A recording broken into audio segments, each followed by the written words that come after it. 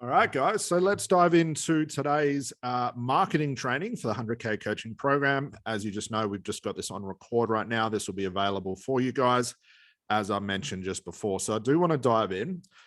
So where are we at with marketing? So if you're in the 100K coaching program, you know week 2 and also week 3 is solely dedicated to marketing. And this is marketing in the context of using social media in such a way that gets the attention of your clients, of potential clients that turns into paying clients. So all of this machine, the system, it's all interrelated, okay? The niche affects the marketing affects the strategy call affects the income affects your livelihood, your confidence, your happiness, and all those sorts of things. So although we're isolating one part of this, we did the sales training last time, we're isolating the marketing, realize that there is no part of the machine that can be left inefficient. Meaning that if your niche is awesome and you do the proper research with your niche, but your marketing is rubbish, it's not going to turn into strategy calls. Alternatively, your niche could be terrible, your marketing could be incredible, but it's not going to turn into strategy calls. Your niche could be amazing, your marketing could be amazing, but you're shit at strategy calls, that's also going to affect your income. So although we're isolating one singular part, please don't think that I've just got to nail the marketing and everything will take care of itself. You have to get good at every single part of the system. And as you guys can see in front of you, this is the system from start to finish, okay? And what I want to do is isolate not only the mechanics of the marketing, but also the mindset, and I hate to use that word, but that's what it is, the mindset going into the marketing. That's been really surprising when I did some more symptom hunting for myself over the last week, that I'm seeing a lot of people getting caught in some very peculiar places that I hadn't seen before. So hopefully that'll answer any sort of internal questions you guys have about the marketing. So let's just remind everybody of, I've simplified this as best as I can, of the entire system from start to finish. I'll go through this rather quickly. I'll ask for questions, then we'll get into each individual part. So I think the best way to start this, I'm going to treat this, guys, as if you guys are brand new. Okay, if you are in the 100K coaching program, you're already making money per month, just let go of that for now and just look at this with fresh eyes, as if you're a novice again, starting from scratch. So let's look at the niche. And again, we might even do a masterclass at some point just on the niche, but let me just run over this. Everything starts here. Everything starts with the niche, because inside that niche is the person, the problem, and the result, which in turn turns into your offer and what you're going to be charging. And that's why I stress this so much in the 100K coaching program, why we start here, because without this, like I mentioned before, everything else suffers in comparison. If this is not done right, the rest will suffer. If this is done half-assed, the rest will suffer. But again, if this is done really, really well, all of these things along the line add to the efficiency of the niche. So as it says, a highly researched niche. So by highly researched, this is the symptom hunting. This is not coming into a niche based on what you want. It's always thinking about the clients. Everything starts with a niche, but even before that, realize that everything starts with a problem. Nothing starts with a solution. And this was one of the things I noticed in this Facebook group, which was just, I found really fascinating. Everyone's focused on the solution they can give. I'm an NLP practitioner. I've got this system that will help this type of problem. Everyone's based on the solution first. We can't have a solution until we find the problem. And again, this was really hard for me to do as a therapist as well, was to drop the identity of a therapist, which I know I could help people, but I was so busy just focusing on the solution, I wasn't listening to what the real problem, quote unquote, their symptom, real problem was. So everything starts with the problem. This is where everybody has to start. And this is where the highly researched niche comes into it. To use the Facebook groups, and you guys have shown you how to do this, to use the Facebook group, get the symptom hunting, but go into it with open ears, a closed mouth, and a closed internal chatter. To go into this blind, like for those that have done the ACH training, how I say detach from everything, it's the same thing here. That phenomenon exists in the business as well. Because what can happen is we go into these Facebook groups and we're blinded to what people really want because we have our own agenda. Okay. And when I say we, me included, I went through all the issues that most people will have, if not more, because I've been there and I've been in your shoes as well. So going into this, just completely open to what is possible. Now, when you do this in such a way, you'll always be astounded by what people actually need, what people actually want, what are people really saying. But when you go into this blinded by the solution that you have, you'll miss out on all the wonderful things. But that should be pretty self-explanatory. So from there, we know that once the niche is highly researched, we set up the economics, so we set up the system, we know the economics, we know what need our offer is and what we need to charge in order to make the business grow and be successful. Let's look at this top box here. This is really the marketing. We're educating our clients on their problem. And in turn, by doing this, we're educating our clients on our expertise. Okay. I recommend everybody do this just as a little experiment. After this, go find 10 therapists, coaches, NLP practitioners, RTTers outside of the program, of course, and go look at their marketing. And it should be extremely obvious as to why they're failing. And it should be extremely obvious as to why they are struggling, because I've said this a million times before, everybody's marketing seems to be about them, their story, their journey, what they want, what they're interested in, selfies. It's always like me, me, me. I think everybody has taken for granted that social media thing. Everyone's taken that literally, like the me in media. And these people wonder why they can't get clients. So what we're doing in turn is we're educating people, not on us. We're educating on people, educating our potential clients on how deep our knowledge goes. And that's as simple as going into the Facebook groups, where you found the niches, looking up those questions and creating, and I'll use this word, I don't use this word lightly, but this is really what it is. Very basic and straight to the point fucking content. Just answering simple questions. I always think of it like this. I've got a good friend of mine who's got a daughter. I think she's 4 or 5 or 6, whatever she is. She's quite inquisitive. As far as like she'll ask, normal, simple questions as a child would, but she has a lot of questions about a lot of things. And I remember sitting there watching her and thinking, wow, that's marketing right there. You've got someone who's asking questions and the father, who's my friend, is responding with very simple, straight to the point answers that she understands. And I thought that's marketing. But what everyone over invests in marketing is they try and make the marketing seem so sophisticated. And therapists and coaches do this a lot. And I did this as well. If you look at their content, you know how everyone's trying to be really deep and meaningful, like a guru. They got a lot of wisdom. They're pulling these quotes out of their ass and thinking that it really means something. This misses the potential market that we have. This misses the general audience. When I'm looking at marketing, I'm always thinking, what's the most basic, plain, boring, straight to the point way I can express my message and answer that question? Whether it takes me 1 minute or it takes me a whole hour, so be it. And this is what I mean about taking the sophisticated language out, taking the bloated language out, the coaching, the therapy stuff, taking out the metaphors. And if a client has a question in a group, you answer that question as simple as possible. Okay, without all the bloat, without all the extras on top of it.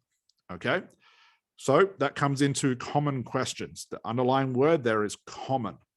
What are the common things that people that are keeping people up at nighttime?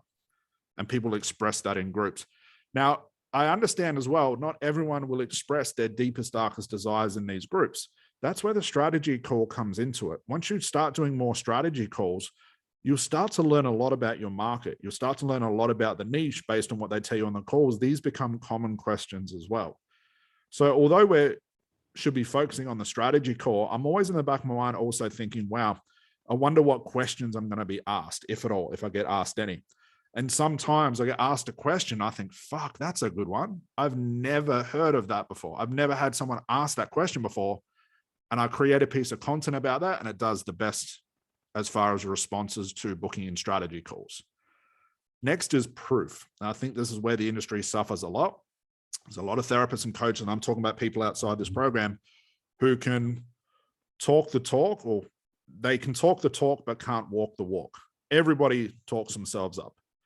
And you'll see a lot of this in the way that they title themselves. I don't know if you guys have ever seen this, but if you look at people's bios, which I find a little bit amusing, they'll say like Australia's #1 therapist, self-proclaimed expert. I don't know where these awards happen. I don't know if it's like a gala night and people get awards on stage. I've never had or seen those awards, but when you start talking to yourself as the number one expert in, I don't mean expert in like expert in anxiety, I mean like Australia's expert, self-proclaimed expertise, you can tell a lot about where that person's coming from with the frame of their business. They're coming from a place of, it's all about me. People are going to book me in if I call myself an expert. And I get it in my niche as well. I'll see a lot of gurus who have just started out in the industry. They don't want to see clients. They start teaching straight away, create a crappy product, but call themselves the world's number one business coach, number one marketing coach. But there's no proof of that. Proof goes a long way, a very long way. But what's funny is as well, and I've noticed this over the last few months, at least, if not longer, we're at a point where I'm showing so much proof, but it's getting the least amount of interactions. And I don't give a shit about likes and shares. I don't care about any of that stuff. But proof, what's funny is I'll get the biggest email unsubscribes, the biggest Instagram unsubscribes when I show a lot of testimonials, but I also get the most amount of strategy calls booked. I'll be curious to find out, guys, just unmute yourself. Why do you think that happens? And has anyone noticed that as well when you're posting your testimonials? Have you noticed you get the least amount of likes and shares? Do you get unsubscribes and things like that? Just unmute yourself and tell me if that sounds familiar. Yeah, Charles here. Yep. When you put up a testimonial, that begins to look like something a little bit salesy. And if you're not in the market, people shy away. If they are in the market, that's exactly what they want to hear. Yeah, it's such a double-edged sword with the testimonials. They are so crucial, but they will turn away the most amount of people. Now, I'm not saying don't use these sparingly. You should use this over everybody else. Because what's funny is the most people that unsubscribe, and I'm just looking at purely from like my email list, the most people that unsubscribe are when I show a lot of testimonials. They're also the people that have been on my email list for 2 years and never taking action. So it's almost like I'm culling away those time wasters, but the same things happen on social media. Okay. So I always think I'm always big on showing proof, but at the same time, you do want to sprinkle in all the education, the common questions, and use it as an amalgamation for your marketing.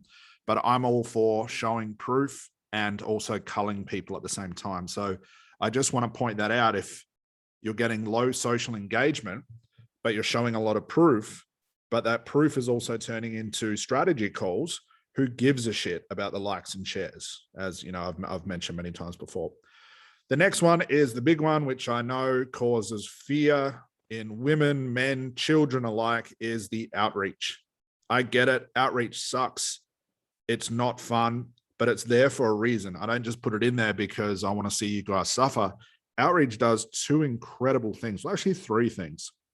Number one, you're doing what most people won't do. Now, in the short term, it might not sound like much, but trust me when I say, and for any of the therapists and coaches who are crushing it right now, when you were first doing outreach, that was the scariest thing. But now when you start hitting the 10, the 20, 30, $40,000 per month, there are more scarier things that make outreach look like a walk in the park. So you're going above and beyond what other therapists and coaches will do. Now, I'll make a side note here, as I normally do. With outreach as well, I also have a lot of people messaging me, which is fine, like students in the program, they'll say, Scott, I'm doing the outreach, and I'm getting responses of other therapists and other coaches and other people saying, I would never do that. How dare you message me? It's going to happen. Ignore it. I'll talk about more about that mindset of detaching and ignoring very soon. It's common. I get it today. I had someone message me last week who was a therapist who just qualified, no client, still working a full-time job, telling me that he would never do that. And that's the worst thing I could do for my marketing. Now, I'm not going to listen to somebody unless he's got a lot of proof to back that up, who's just guessing and giving me my opinion. I'll take it on board and that's it. But don't ever listen or change your views or change the goal that you have based on people's opinions. Always look for proof. What are the metrics and the data saying? And outreach, I know, does one big thing. It might not always work, as in like the outreach turns into a successful paying client, but what it does, which I like even more sometimes, it puts people on your radar. It puts you on people's radar, sorry. So I know a lot of people won't respond, and sometimes we get a high response rate of people not looking at my outreach or not commenting, But then all of a sudden I start noticing that they are giving me a few likes and a few shares on my content. They are emailing me, asking me a couple of questions.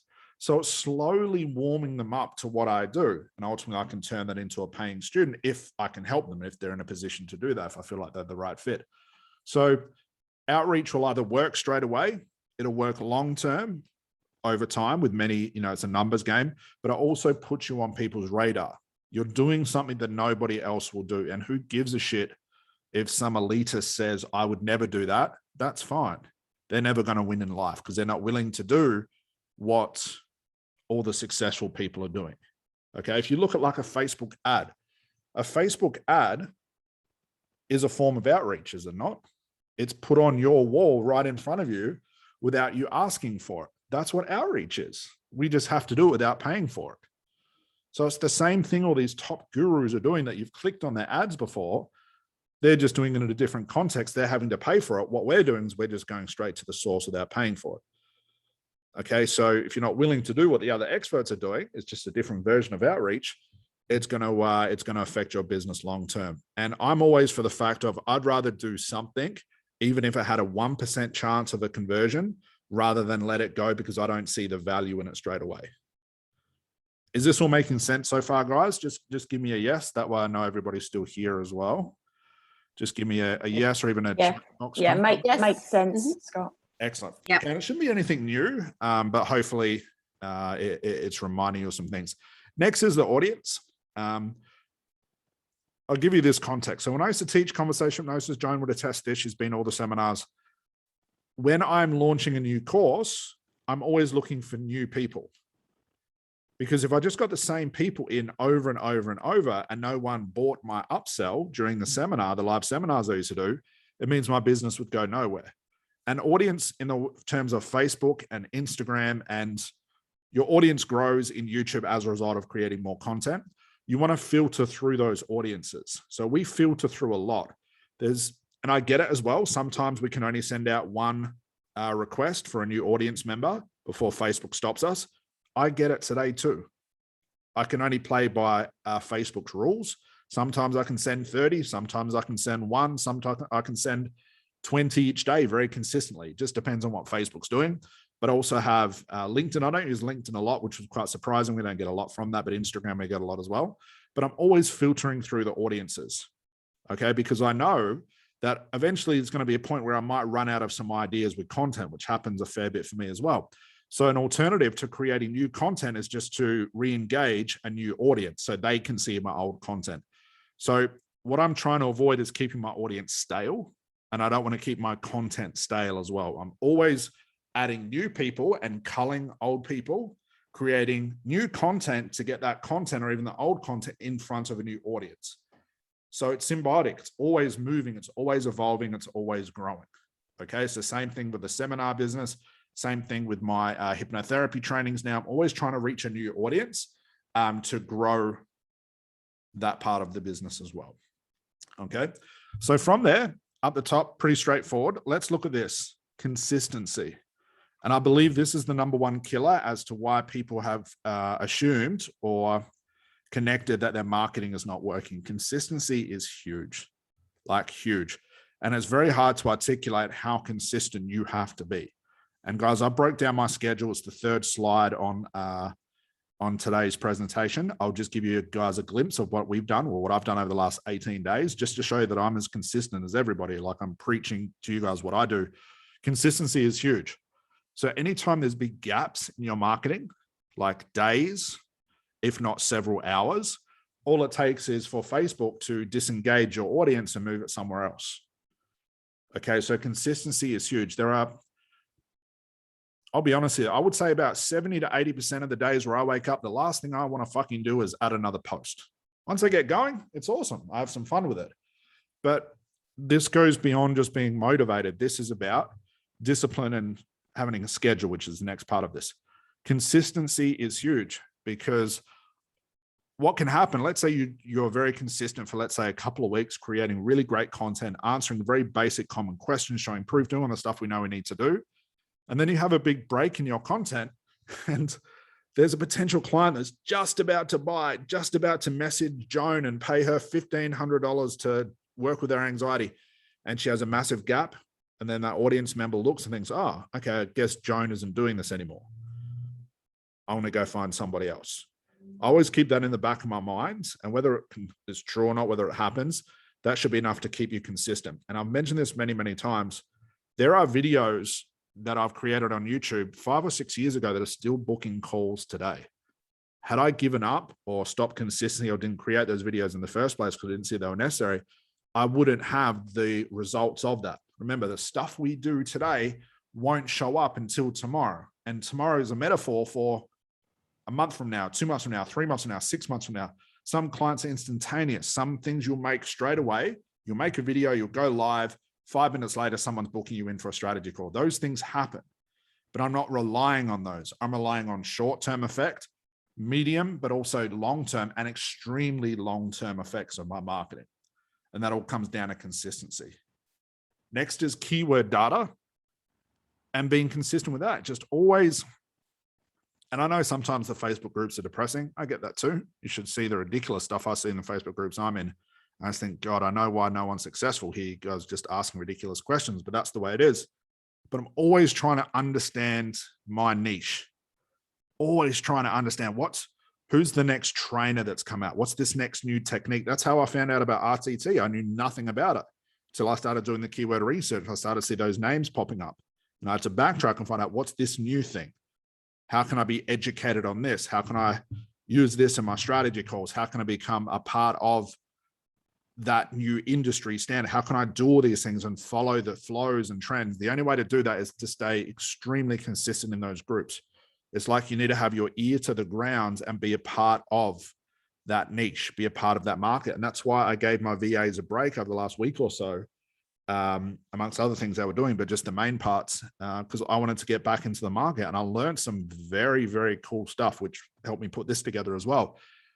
There's so many new things coming out in the industry as far as like mindset and conceptualizations of what people think about this whole marketing as a therapist and coach, that I was like, wow, I've never heard that before. Where did this come from? It's become like the new fashion in this industry. And now I've got to educate myself on this stuff so I'm prepared for it.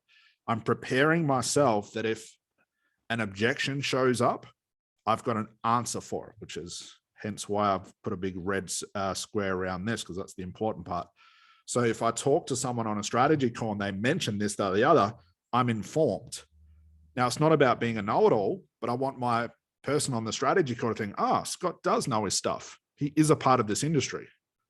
Obviously, if I don't know, I'll tell people I don't know what you're talking about, but I'll try and be educated as best as I can on everything that's happening in the industry so I can stay above the competition.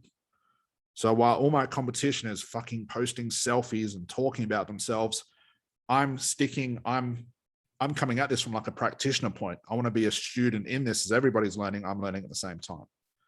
Okay. And last part of that is more. Right at the start, and I've got no time frame. What I mean by start, I just mean as you start the business as a metaphor, you have to be more consistent than everybody else. You need to be pumping out quantity over quality. But I see one of the biggest blocks is people looking for quality over quantity. Trust me when I say it's just like your first very therapy client. It'll suck. It'll be hard. You won't know what the hell you're doing. It was for me too. Your first pieces of content are going to be terrible in the most part. They're not going to feel right. You're going to screw it up. You're going to go off track. You probably sneeze like I did on Facebook Lives. That's not a suggestion. Please don't do that, guys. But regardless, it's going to suck like your first therapy client. But right at the start, it has to be quantity. Quality comes later. It took me well over a year to get really good quality videos about business. I knew it in my head and I could talk to someone about it, but articulating in a way that a general audience would understand it took me a long time to nail it. And I'm still learning. It's still not exactly where I want it to be. Like I could look back over my videos and think, fuck, where was I going with that? That didn't make sense. And that's fine. That's part of the learning process. It's like being a good therapist. Where you guys who did the ACH training, the very first training you attended, and now you've done like 20 or 30 practice sessions, you could look back over that therapist that first started and realize, wow, it's a lot easier than I thought. I'm doing things I didn't even know I could do it. I'm only 30 practice sessions into this. It's the same thing with your marketing. So I would always rather put out a shit video than no video at all. Because that's the quantity I'm looking for. Quality will happen over time. And as your quality improves, you've then got to make a decision. Do I want to make less videos of quality, or do I want to make more videos of quality? I'm always for more for everything. Okay. So from there, we move into scheduling and discipline. Discipline we'll start with here. What I mean by discipline is stop looking for motivation. If you don't feel like posting or making a video, too bad, do it.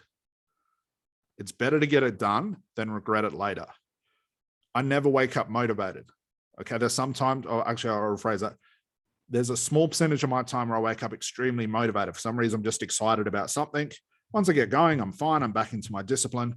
But if I relied on motivation, I would be so inconsistent with everything I did and my business would suffer in comparison.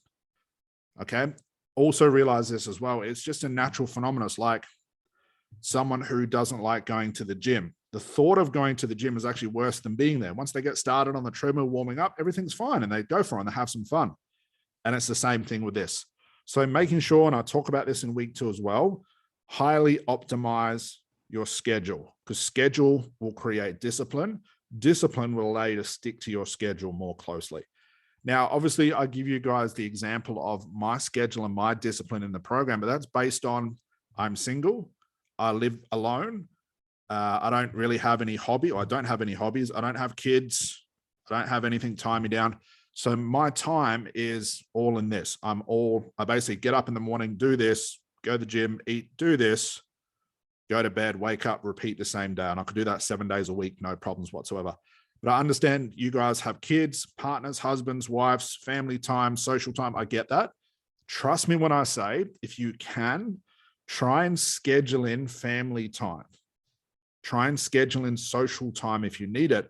Don't allow those things as best as you can. Try not to allow those things to just interrupt your flow of work, okay?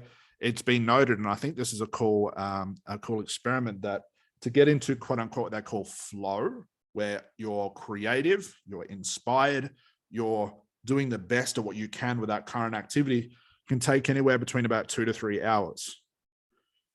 Okay, so that's why I find myself, I get up extremely early in the morning because I know the first 2 or 3 hours worth of work, what I'm trying to put my attention on is the things where I don't have to be creative. That's like sending emails or talking to my VA or just getting myself prepared. After about 2 or 3 hours of being awake and just doing a couple of tasks, I then find that inspiration for the videos. I then find that inspiration to be creative in what I'm doing. It's that flow you have to get into. But if I'm interrupted every hour, I'm going to be interrupting that flow.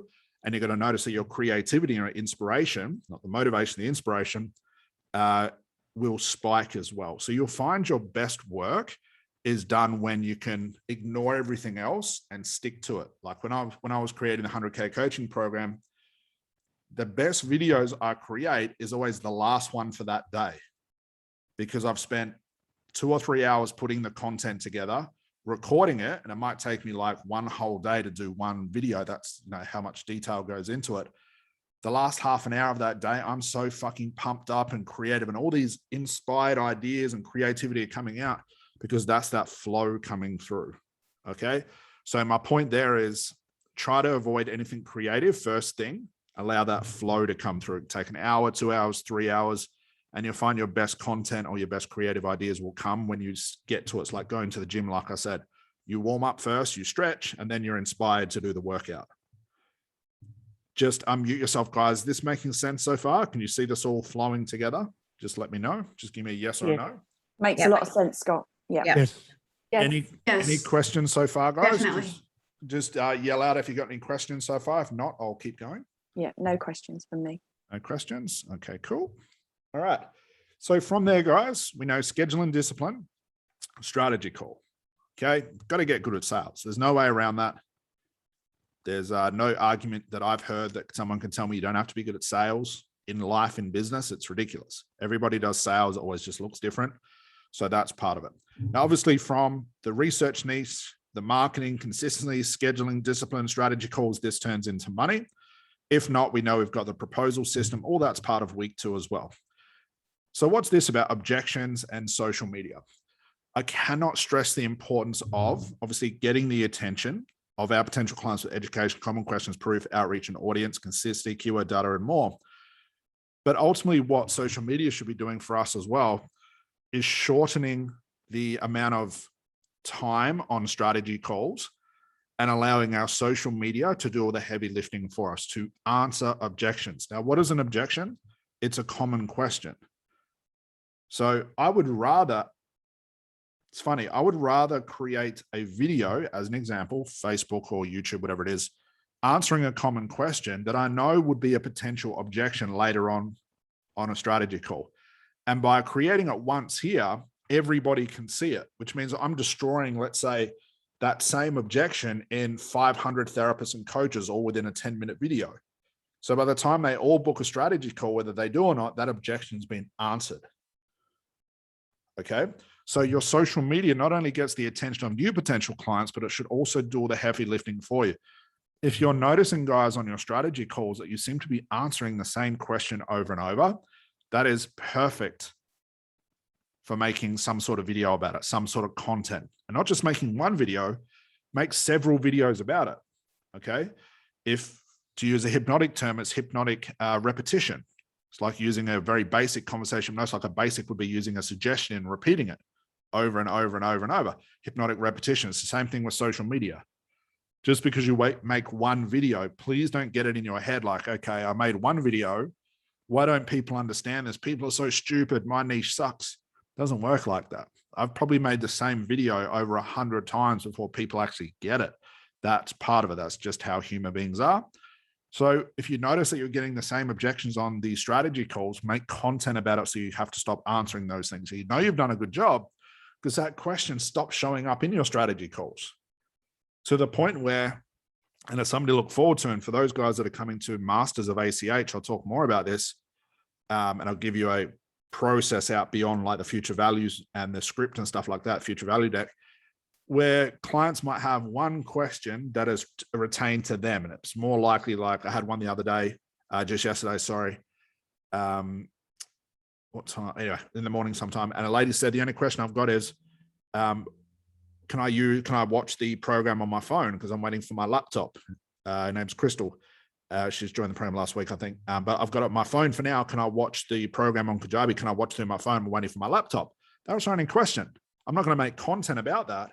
And I answered and said, yes, this is how it works, blah, blah, blah. And said, cool, I'm ready to go. It's the only question she had. But what she had told me right at the start of the strategy call, she said, I've been stalking you for like 6 months. I watched all your videos. I actually had a mentor before, didn't like what he was saying. I found you, watch your content, your YouTube, your life. I've been watching you for a long time. Now I'm ready to go. This is the only question I had. But had I not made all that content, she never would have booked a strategy call. If she had found me to do a strategy call with, I would have had to answer all those objections. So social media does so much with the heavy lifting, guys. Putting all of this together, consistency over long periods of time. If you go back to week 1 and I talk about what most people do, okay, it's one of the last parts of the slides where I talk about someone picks a niche, they create content for that niche for about 2 or 3 days. They make one video. They think they've made a ton of content, even though it's just one video.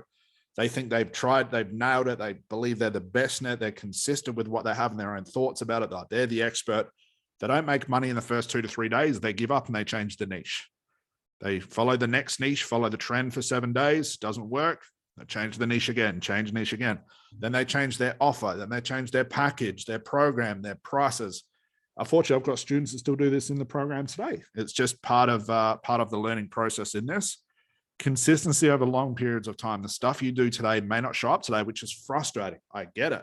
That's just the way the world works. That's the way the law of large numbers works. But those consistency over long periods of time, when the stuff starts coming in, you'll be happy you did those things a week ago, 2 weeks ago, a month ago. But it's not like you're doing it once, consistent. And that's where the discipline, the schedule comes in.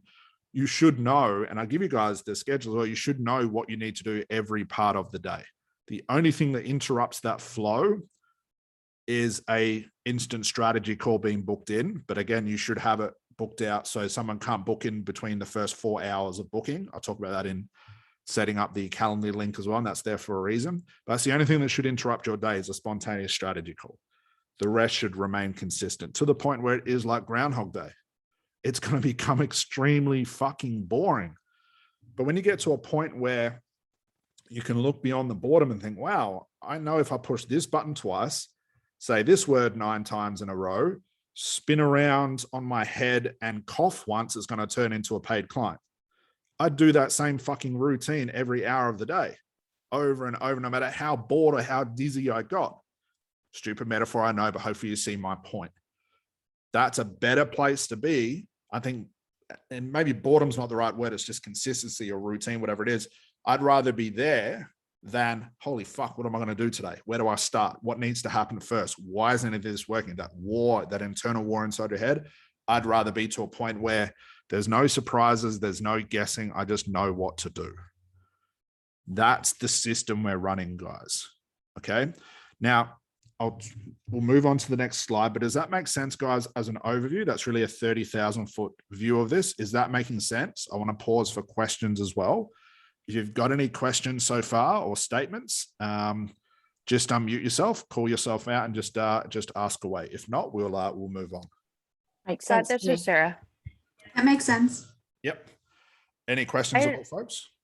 Yeah, this is Sarah. Go for it. I had a question about scheduling out the posts, like for people who do, have kids and other stuff going on, like scheduling.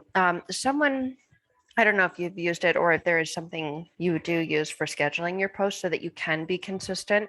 Because I found, especially with ACH now, sometimes I'm on therapy sessions for 2 hours, 3 hours, and then I get a strategy call that goes an hour. So sometimes there's like 4 hours. I'm like, shit, I haven't posted. But I know, like, if it was me, then I could post, and it's easy to post now for me. But do you use any kind of scheduling for posting?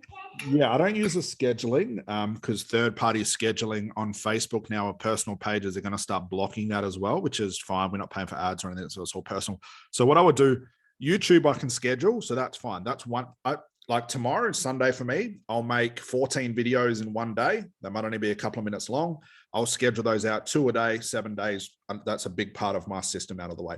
So what I would do, Sarah, is VA wouldn't be the best for that. They could. A highly trained VA would over time of understanding your business. What you could do is, what's the easiest type of content that you could create on your phone would be an announcement or sharing a testimonial.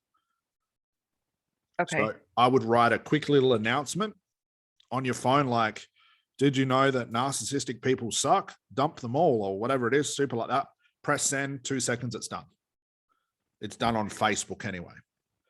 Okay. And I did want to share, I know a lot of people are getting onto TikTok, and I know that's not a big part of the program, but maybe this helps someone. What I have done is taken a TikTok video, and then there's an app that you can remove the watermark. And I know I use that for YouTube and then Instagram as well. So I just remove the watermark, and then I've got like a quick video for YouTube, and then I can put it on Facebook and on Instagram as well. So that's definitely helped, like doing that, using the same content across all. I was just wondering, in those times where we're on strategy calls or in sessions, do we just kind of have to, it's not just part of it, we have to work with that? Yeah, you have to work with that, but you're in a good situation. That's one time I would allow my content to have a gap, is if I'm busy with paid clients. But alternatively, I would you want to schedule out the bulk of the time, which is going to be YouTube videos. I know you can schedule TikTok videos as well. Get those out of the way on like a Sunday, get all those prepared, ready to go. That's one, let's say that's 50% of the work you would have to do during the week sparingly. You could do that all in one. So I know when I wake up on Monday morning, super early, go to the gym, one video has already gone out because I recorded it the day before, and that's all through the week. So if you find yourself struggling with time, I'm not saying do this out loud. I'm not saying do this, and I'm not saying this out loud, but you might hear me as I say this. If your client's in trance, jump on your phone quickly, do a quick post, press send, and put your attention back on them. Yeah, maybe ethical is not the best. Yeah, everyone has, let's be honest. Just try and create a quick post with the least amount of effort, then worry about the long-term stuff later. Scheduling, yeah, I don't think there's a good one for Facebook. Try and batch your content would be my best option. Okay, thank you. Make sense?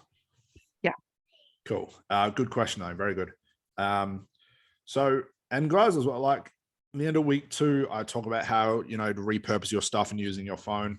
I'll even do stuff like when I'm walking on the treadmill, I do all my posting and stuff on there. It's just sort of multitasking where you best can. Okay. But if you can't, the only time you want to let your content slip is if you're sitting with clients. That's acceptable. But you don't want to use that exclusion if you're like watching a video or watching like at the movies with friends or something. I'd whip out my phone. If I was at the movie with friends, I'd pull out my phone and do a post anyway. I could repurpose that as well. Any other questions, folks? Just on where we are now? Pretty straightforward. All right. So let's, go for it. I think that was a question maybe. Oh, I was just saying it's great. I'm listening. Excellent. Perfect. All right. Let's go to the next slide. Okay. So here's the cool stuff.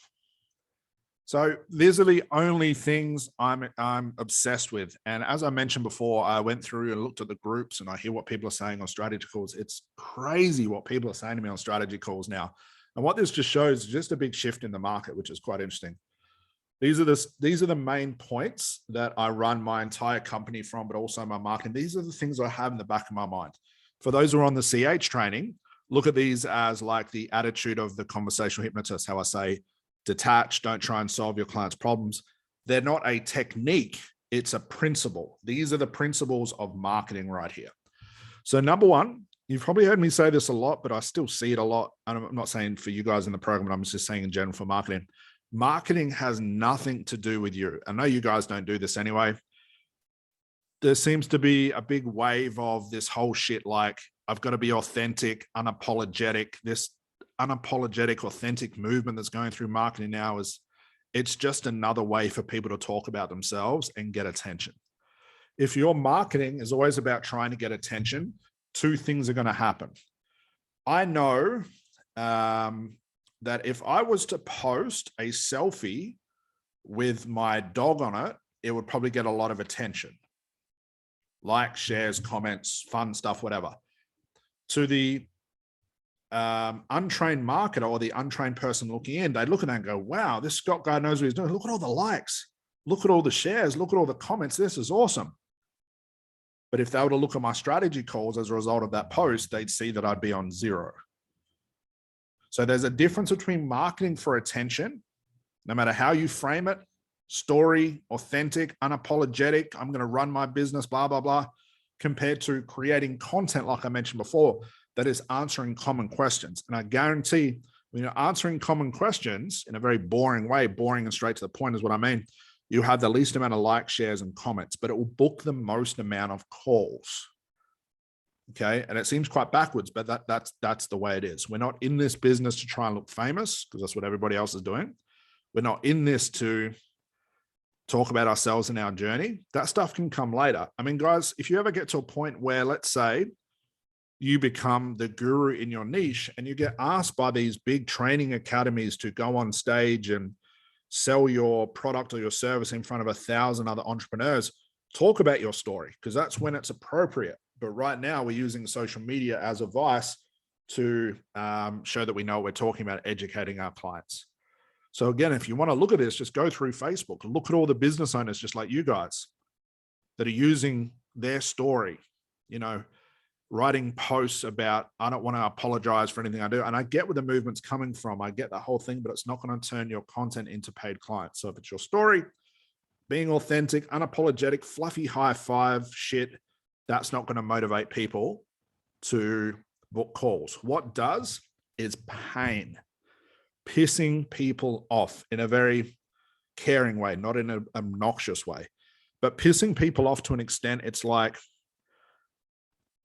I don't know if you guys probably had this, you hear a song on the radio and for the life of you, you can't remember who sings it and it gets stuck in your head and you can't remember. A couple of hours later, driving yourself insane, it clicks and you go, oh my God, it's this person right here.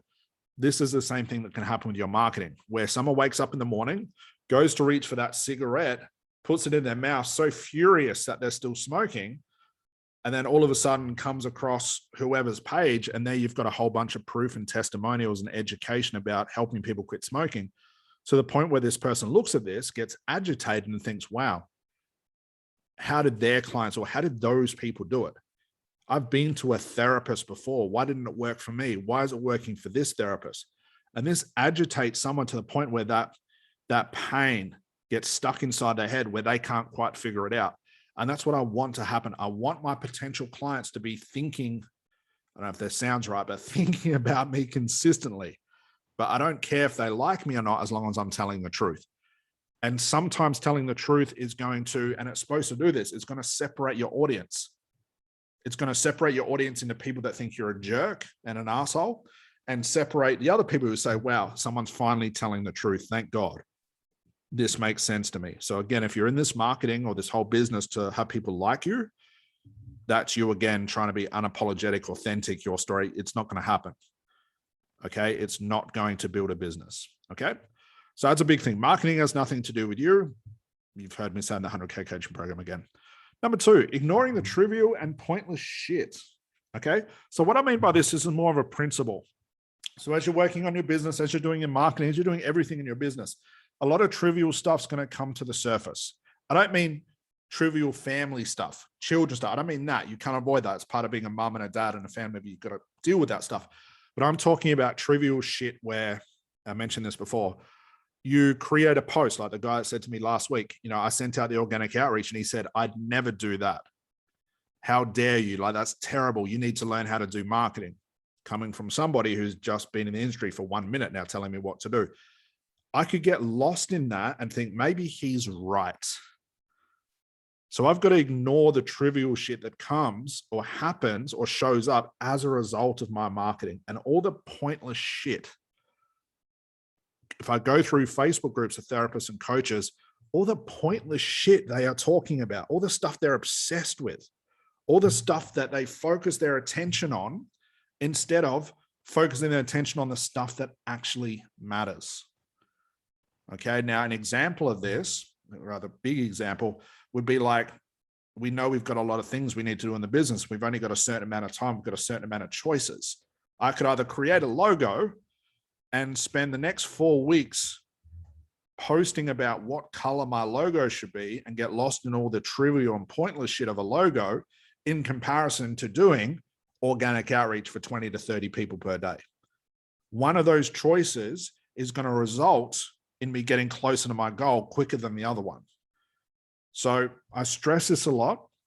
There's a reason why a lot of the stuff is not in the 100K coaching program, like the website, the logo, the business name. There is a reason, there's a method for this madness as to why I don't talk about it. So if I'm not talking about it in the program, just ignore your thoughts as thinking, okay, why hasn't Scott talked about this? I see all these other therapists and coaches doing this. Why isn't he doing this? There's a big reason why I've left that stuff out. That stuff comes later. So ignore the trivial and pointless stuff. Focus just on what you guys have to do. Okay. And again, when you're in the communities, you're in the Facebook group, you might be talking to other therapists and coaches, in those other Facebook groups. Don't listen to advice. Look for facts. If one of the common questions in these groups is, what should I charge? And everyone has their opinion, which is fine. You can have your opinion all day long.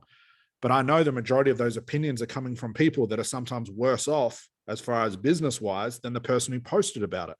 So I'm not going to listen to opinions. I'm not going to listen to people say you shouldn't do outreach or you shouldn't use your personal page or you shouldn't be marketing like that. I'm not going to listen to that. I'm going to look at the facts. And facts will always override all the trivial stuff. So expect a lot of trivial stuff to come up. You have to learn to ignore it, because if you put all your time into that, you're going to run out of time to do everything else.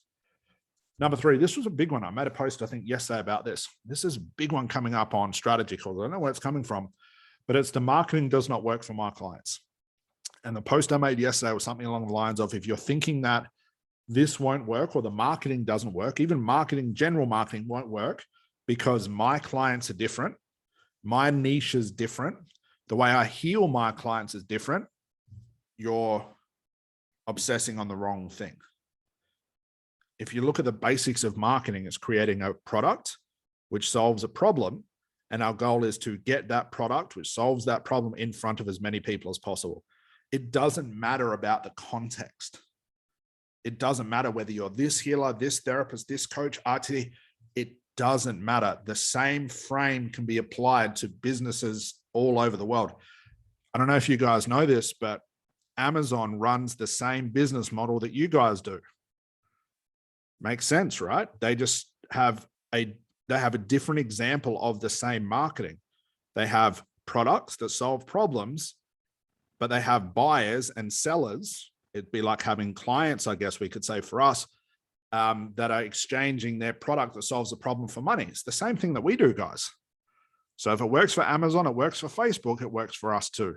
So if you find yourself thinking even for a second, this won't work for me because, take a step back, message me. I'll be happy to talk you out of it. Okay. But take a step back and realize that there's no, that thing doesn't exist.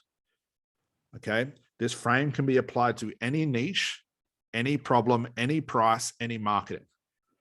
Just let me know if that makes sense, guys. Has anyone ever thought that in their mind? Like, this won't work for me because, you know, of my type of healing or therapy or my type of situation. Has anyone thought about that before? Just unmute yourself if you have.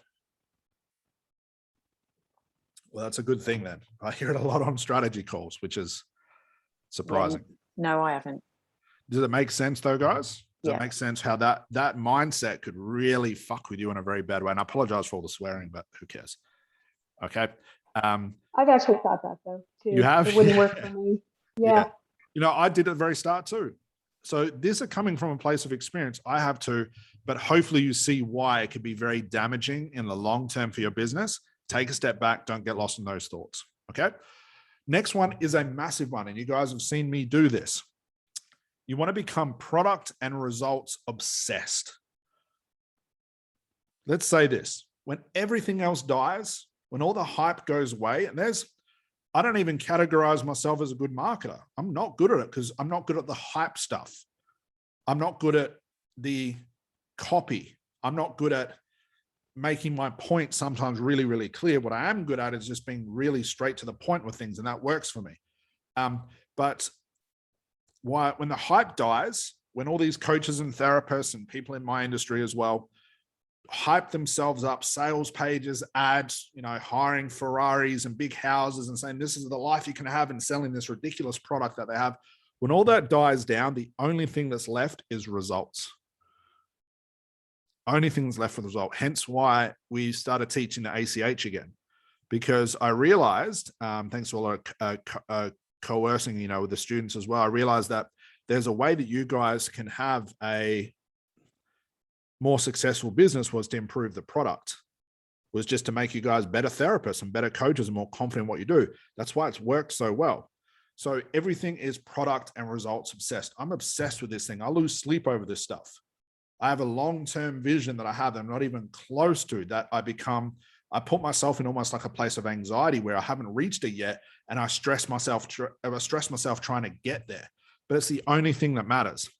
I know that if I stopped marketing, and only concentrated on getting even better results than I'm getting now, my company would still win. But if you're turning your attention to just all the hype and all that sort of stuff, you can be a way better marketer than me. But if your results suck, that's all going to untangle itself. Okay. And this is where I see a lot of big therapists and a lot of coaches, a lot of gurus in my position. You'll see them come very, very quickly, as far as that come out of nowhere, like instant overnight success. And they're all over fucking social media and they're everywhere. And all the lights on them for like 5, 6, 7 weeks, 2 months, 3 months, 6 months, whatever. And then all of a sudden you don't hear from them ever again. Why? Because the results and their crappy products and crappy service has finally come to the light and everyone's pissed off with it. Okay. So don't be one of those people. Always think of ways to improve your product, your result, your customer service, all of those things behind the scenes, because that will always win. And that's a long-term thing. If you can make your clients' breakthrough even 1% easier for them, that'll make you more money in the long term than any fucking marketing I could ever teach you. To the point where when your results get so goddamn good, example of this is Erickson. There's no marketing back in the 70s. He didn't market himself.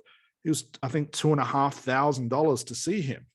And people came from all over the world to see him. The only marketing I guess he was doing was he was writing a lot of papers on therapy, because that's all that was really there. He was just informing people of what he was doing and his clinical trials and stuff like that.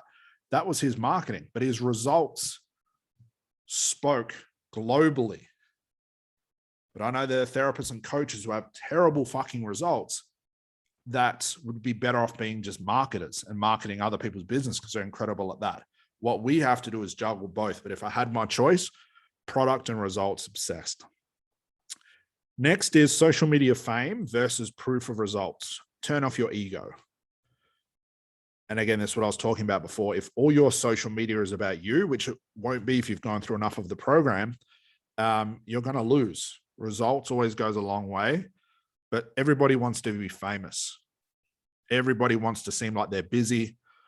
The last thing I'm going to do is take advice or agree with somebody who's telling me that you can change your life with this mindset strategy that they've created into a product, but they're struggling in their own life. And what's funny is I'll get a lot of people booking strategy calls who say, you know, my niche, Scott, is helping people change their life, making more money, having a successful business. They'll say that to me on the strategy call, but when it comes to their income, they're making less than $500 a month. Now, this also brings up an interesting question, I think, and I'd love to get your feedback on this, guys. Do you think it's appropriate to work in a niche if you have the same problem as your clients? So let's say, for example, let's say I was a smoker and I hadn't found out a way to quit. Do you think it would be appropriate for me to help people quit smoking? What are your guys' thoughts on that? This is a pretty common question. No, I don't think that would help because you wouldn't believe that it would actually work if it's not worked for you, surely. Yep. Now there's context to this as well. Like I could say, like I'm a smoker and I don't want to quit, but I can help other people. That might be acceptable, but I agree with that as well. What are your thoughts, guys? Do you think it's appropriate if you haven't had this breakthrough or had the experience or got the results based on the niche that you're working with? What are your guys' thoughts on that? The way I see is, doesn't matter what the problem is, the symptom is, obviously their breakthrough will be different, not the same as ours. Yep, I agree. So we can't say that I haven't done it, so I can't believe it is possible. Because at ACH, what happens is the questioning, the curiosity, and finding out how they reach where they reach, why that is there, helps that client to actually open up the door to their own breakthrough. So you are not doing it for them, they do it for themselves. Yeah. And there's no right or wrong answer to this. I think it's a cool thought experiment. Anyone else have some thoughts on that? Scott, wouldn't it be... Sarah. Sorry. If you saw that you had a problem with it, if you thought it was a problem, then, you know, but if it's not a problem to you, it makes no difference. Yeah, it's a weird thing, isn't it? And the reason I bring this up is because I do have people ask me, Scott, you know, I've got weight issues. I want to help people lose weight. And there's no right or wrong way to do this. I just think that if it's not a problem for you, it's fine. You can still help those people. But I do think there might be some issue if you haven't had that breakthrough yourself. That might hinder the client breakthrough. But my point here as well is it may also show in your marketing. So let's say, for example, I've got this person who says, hey, I can change your life, grow you a 7-figure business, but they're struggling to make $500 a month. That might also show up in your marketing. So there's no right or wrong here. I just want to bring your guys' attention to this and don't be sort of concerned either way. Now, Sarah, I think you had something to say. Yeah, I was going to say, especially with ACH, I do see how that can be a problem because then you get sucked into the trance and stuck in the problem with them. Yeah. It does become really difficult. I've also noticed as well, because I work in a niche that I have overcome the problem. Yes. Some of my posts, I get clients saying, you need to get out. You've got this. Just go. No, like they're giving me a solution. Yes. And so this kind of gets tricky. You have to have all of your marketing around you are the solution. But I think if you haven't yet, you can't confidently say that, and then you begin to question, and then it can really affect your business. Yeah, it's a bit of a slippery slope. And again, there's no right answer to this, but you can think about it any way you want. But that's just, hopefully that covers that, because it's a question I do get a lot. Any other thoughts around that, guys? Royce, do you want to unmute yourself? I can see you got your hand raised. Hi, Scott. Hey, buddy. So I actually have a little bit of a testimony regarding that. Okay. You know, I've been dancing around hypnosis for several years now, and I've seen a lot of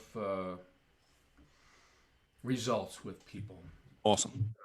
And I've been in trance many, many, many times. I'm a trance junkie. But I had never received what I would consider a shift. Okay. Where hypnosis had actually helped me resolve something. Interesting. Isn't it? And now the other day, I had an opportunity to sit down on Zoom with a very special friend of mine who is also in this room today. Awesome. Sergio Mason. Yes. And, I've had a problem binge watching Netflix. Okay. For 2 to 5 hours a day, interrupting my business and my time and my ability to do other things. Yes. And it came down to relationships and love. It came out and it was really weird. It was like, how did it get there? Yes. But I haven't watched Netflix since. Wonderful. I've been consuming a lot of course materials. I've been doing a lot of work and loving my wife more. Wonderful. And I didn't really, I just didn't want to do the Netflix and wanted to do those other things. So, and what I discovered today is I've been on 2 calls with people online in practice session type stuff. Yep.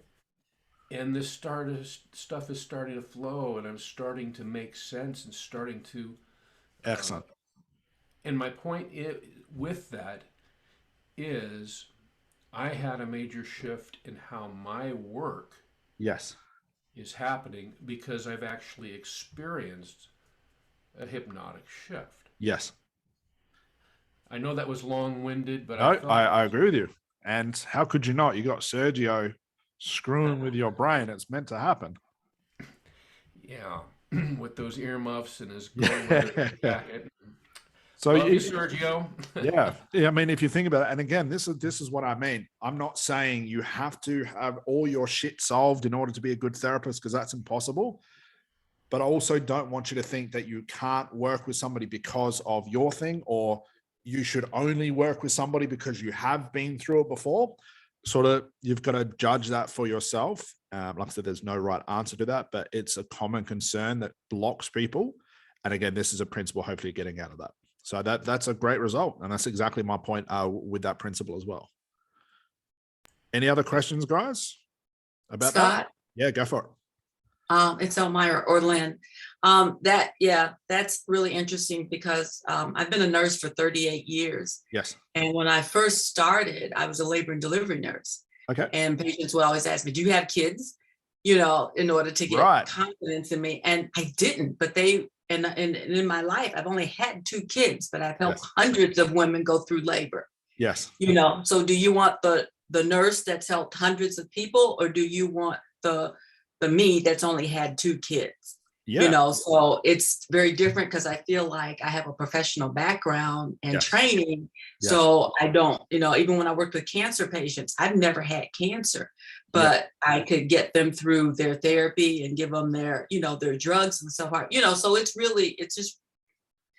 just, to me, it's just part of being a professional. Yeah, that's it. And realize this, guys, every human being on this planet, even Tony Robbins, he said he doesn't, but everyone's got their own fucking problems. Everybody's impossible not. I think that's part of the human condition. You have good things, you got bad things. Okay. But great points, guys. All right. So social media fame, we talked about, turn your ego off, make it about your clients, not about you. Next is focus versus number of products. Now I saw this a little bit towards the start of the year, especially around COVID. And these were students in the program. I thought this was very interesting. When COVID was hitting, obviously, a lot of people freaked out. Some clients dropped off. Some students made more money. Some made less. That's just part of it. Whether that was COVID because of that, who knows? But one in particular, I won't name her name because it's not important. What she went and did, I don't even know if she's on the call right now. she messaged me and said, I'm struggling a bit with money. And I said, okay, just keep doing what you're doing. You're making money before. She said, yes. And I said, well, what has changed? She said, well, I've gone through the COVID thing. I said, okay, everyone's going through that. What else have you done differently? And what I was hoping she would say was nothing. Then it would tell me that it was COVID. But what she said was, I started to lose some money. So what I've gone ahead and done is I've now got 3 different price points. I've got a free program now. I'm giving out 5 free sessions a week. I've got this program, I've got this. She went from highly focused, and she was doing about $20,000 a month, to now, whether it was COVID or not, still probably unsure about that, to wanting to grow further with the business and grow it, even though I say don't do it in the program, but it is what it is. She went and created multiple products, multiple services, multiple this, and unfortunately, she's still doing it now. And she's gone from about 20 grand a month down to about $1,000 a month. So when I say focus, guys, and I talk about this in video 1, when we're setting the frame for the whole program, video 2, sorry, it's all about systems. This is what I mean about focus. You shouldn't have a second product, a third product, a fourth product until you've mastered the first. Now, we've just introduced ACH and Masters of ACH. Let me tell you, my schedule right now has tripled. And the only reason I was comfortable doing that is because I know the ins and outs of 100K. I know all the systems. I know how it works. It pretty much makes the same amount of money every single month. I don't really have to do a lot with it anymore, except just be a bit, just have the marketing consistency there. Everything else is in its place. I'm always trying to improve the product, but that's a long-term vision as well. But that's the only time you want to start adding in a second or a third product. Stretching the niche, opening up the niche once you've nailed the first one. So there is always a relation between making less money because you've got more products. So if you ever find yourself just even the slight thought that, okay, I want to make more money, I'm going to have more products and more niches and more payment plans, more prices. Trust me when I say you'll fuck up the whole thing. What's funny is, I had a big scaling point in my therapy business where I took things away. And that was just away from my way I did therapy, not even the systems, because they weren't even that good at the moment, that good at the time. But my systems weren't even as complex as the ones I give you guys. And the ones I give you guys are actually really, really simple. I had less, and I started taking more things out of everything, and I started making more money. So the proof is in the pudding when you have the least amount of moving parts in your business, which is the point number 7 here, you'll make the most amount of money. And you can see this, you can see examples of this, is go look at what every other therapist and coach is doing outside of our program. Multiple this, multiple that, multiple this, but not multiple income. Less income, okay? So I think I say this in the program, when the business model is working, when the system is working, don't fucking touch it. Don't try and tweak it. If you need help tweaking it, book a call with me and I can show you what to do with it. But even then, if things are working, there's more of a chance of you fucking it up than making it better. Okay. An example of this is like a funnel. People think, I've got a funnel in order to get a better click-through rate and a better conversion. I'm going to go in and tweak this part of the funnel or tweak this or tweak that. They end up fucking up the whole thing while trying to make it better. So when the pipe's feeding you, don't touch the pipe. Okay, hopefully that makes sense. And I said before, least amount of moving parts. The least amount of moving parts in your business, from niche all the way through to conversion and making money, the better it is for you, the less headaches.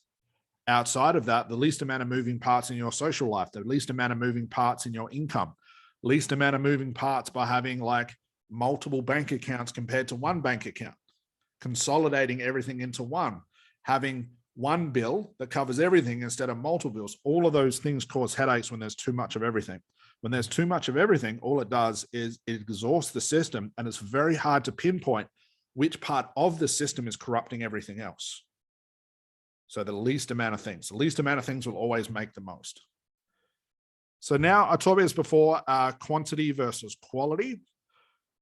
Don't ever believe when you first start marketing your business that you're going to hit the mark of quality. It will never happen. Impossible. Impossible. Go for quantity at the start. It's better to throw out 100 shit videos than one quality video, because we could spend all of our time on the aesthetics. If we could define what quality mean would be the right lighting, the right script, the right background, the right music, the right this, the right that, the right shirt, the right hair, the right makeup, all of that stuff. And we end up spending 3 hours getting prepared for a video that has no substance to it. Go for the substance rather than the aesthetics. The aesthetics come later. Okay. The last thing I care about is lighting. The last thing I care about is anything else. I mean, fuck, I wear the same shirt pretty much every day because I don't have to think about it. That's another obsession thing, you know. The least amount of thoughts and least amount of decisions in a day. I've got more time to think about the right stuff instead of the trivial shit, like what am I going to wear today, whatever.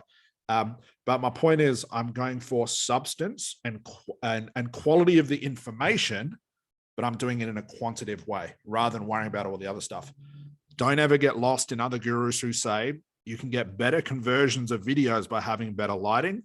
Bullshit. Absolute garbage. How many gurus have you seen, you know, great gurus who have great content are walking around with their iPhone? There's no lighting, they're just outside, but the substance of the video is what drives customers. Okay, so right at the start, just have the least amount of quality, like just get a mic and a camera if you can, or do it from your phone if that's all you have. Whatever you have available, go with it. Worry about the aesthetics later, pump out the quantity. Next, number 9, exhaust your niche in your marketing. So I get it. The biggest thing is we all want to find the right niche straight away.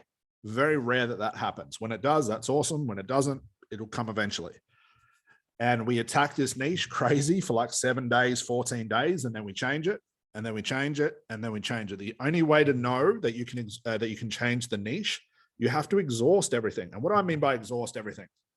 Exhaust everything means, like, if I was going to exhaust a niche in 30 days, I'm going to make as many posts, content, videos, announcements as humanly possible. I'm going to drive myself insane doing it.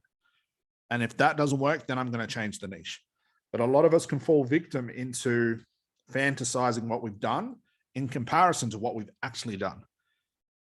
Okay, it's like going on a treadmill and walking for half an hour and saying, well, that must be about 1,000 calories, but actually not looking about what you've burnt because you're fantasizing instead.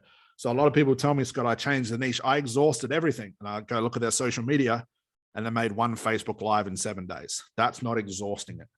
So if you want to change the niche, totally your call. Absolutely. I'm with you 100%. But I want to make sure you've exhausted everything and exhausted it to the point where it's actually real inputs and outputs in comparison to the fantasized ones. Okay. So if you ever message me saying, Scott, I want to change my niche, believe me, I'm going to respond with, have you exhausted it? If you have, thumbs up, let's do it. If you haven't, don't jump ship too quickly because you might be missing out on a golden opportunity. Number 10, long-term versus short-term thinking. The stuff we do today won't show up until tomorrow. Short-term is, Scott, I made one Facebook Live. Why didn't it make me $20,000? I give up. That's short-term thinking. I'm in it for the long term. Okay. And that way you guys will always win. Number 11, survey tracking versus guessing. So, and I'll talk about this in week 2 as well. What you can do at the end of every 30 days, guys, or even every 14 days, make sure on your survey, which I show you guys how to set up in week 1, you have that survey marker, which is the question we have is, where did you see Scott? Instagram, Facebook, whatever we have as the options, because I want to go looking for how many people found me on YouTube, percentage-wise, compared to this, compared to that. So I know where my asymmetry is. So I'm always closely looking at where are my audiences coming from, but what, if I can, and sometimes I'll ask my strategy call people this, what exactly was it that made them book a call? Was it a certain video? Was it something I said? Was it a post? I mean, example of this, can't remember her name, just last week, she messaged me, we did a strategy call. Then she actually said during the strategy call, said, you know, the reason why I booked this call is because of the post you wrote last week, something about how mindset, it was some mindset post, you know, one of the posts that I always make about mindset. And it was one of those. And she said, I actually took a screenshot of it.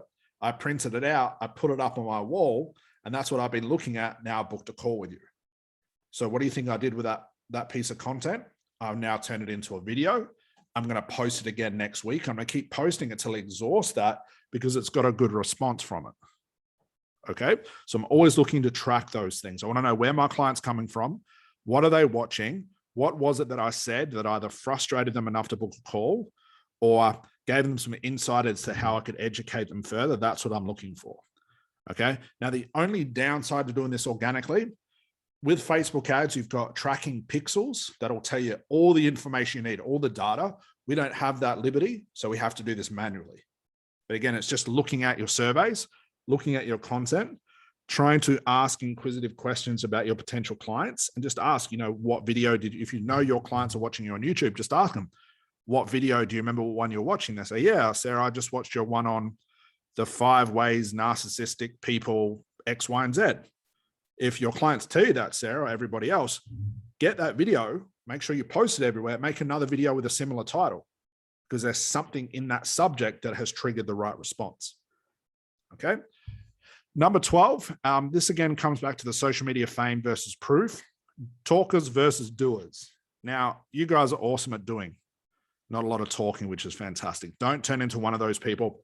You've seen it on Facebook, people outside of this course of course sounds like a song.